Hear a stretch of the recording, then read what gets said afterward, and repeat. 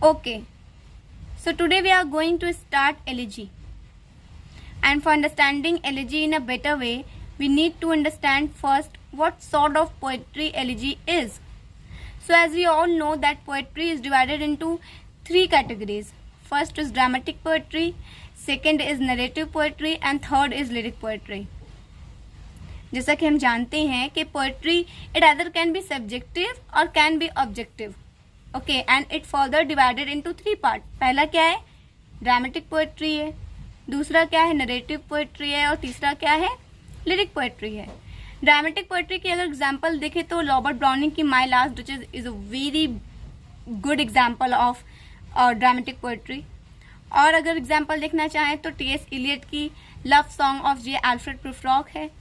Narrative poetry it always includes epic, so you can exemplify it by Milton's Paradise Lost or Shri Aurobindo's Savitri.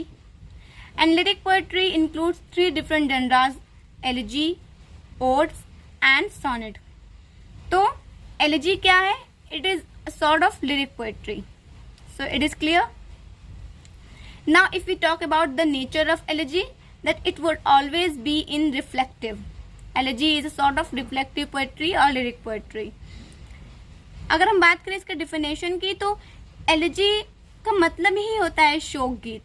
तो जब कोई इंसान death कर जाता है तो उस पर जो लिखा गया जो पोएम होता है उसको हम एलेजी बोलते हैं. Elegy is the poem that mourns the death person.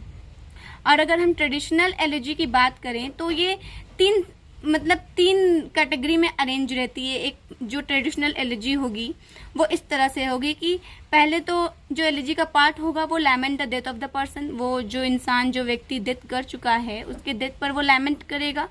फिर जो मिड होगा उस एलेजी का, उस पोएम का, वो उस पर्सन को प्रेस करेगा. क्या प्रेस करेगा?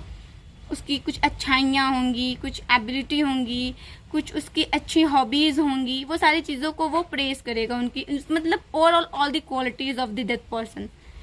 एंड द थर्ड उसका जो लास्ट पोर्शन होगा वो talk about the solace about the death person.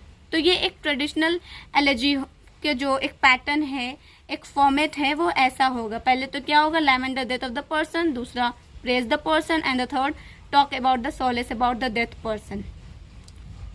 Okay, तो आगे देखते हैं.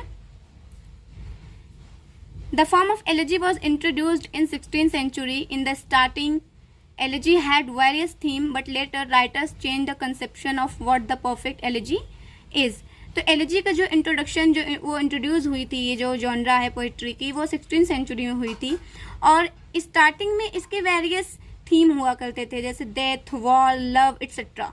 But now we only relate elegy with the death person. Okay, it is lamenting on the death person, it is mourning on the death person. तो अब इसका एक particular genre बन चुका है जो कि कोई व्यक्ति जो मर जाता है उसके मरने पर, उसकी मृत्यु पर जो एक शोक गीत लिखी जाती है वो एलेजी कहलाती है. लेकिन 16th सेंचुरी में जब इसकी स्टार्टिंग हुई थी तब इसके थीम जो होते थे वो वेरियस होते थे. ठीक है. और एलेजी की एक कैरेक्टरिस्टिक ये भी है कि एक सिंगल डेड पर्सन को मॉर्न करता है.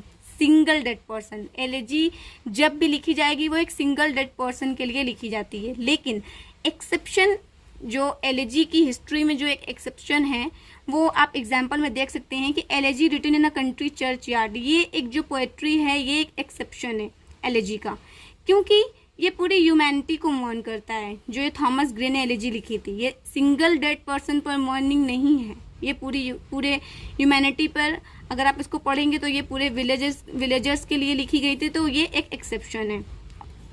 So elegy written in a country churchyard by Thomas Gray is an exception because ये एक सिंगल डेड पर्सन पर न लिखकर बल्कि पूरी ह्यूमैनिटी के लिए लिखी गई है, पूरे विलेजर्स जो वहाँ थे उनके लिए लिखी गई है. तो ये एक एक्सेप्शन है. उसके आगे आप एग्जाम्पल देखें कि when lilacs last in dooryard bloom by Walt Whitman, O captain my captain, again a very beautiful elegy by Walt Whitman. और इसके आगे बहुत सारे एलेजी जैसे कि आप लॉर्ड टेनिसन की देखेंगे, इन मेमोरियम, W.B. येट्स के लिए ऑर्डन ने लिखा है, W.H. ऑर्डन ने लिखा है इन मेमोरी ऑफ W.B. येट्स. और इस तरह से जो एलेजीज हैं वो जो कोई व्यक्ति है उसकी डेथ हो जाती है, उसकी जो डेथ पर जो मर्निंग सॉन्ग लिखा जाता है वो एलेजी होती है. एलेजी जो होती है वो लिरिक पोएट्री होती है एंड ये हमेशा रिफ्लेक्टिव होगी नेचर में. I think you understood it. So thank you. Bye bye.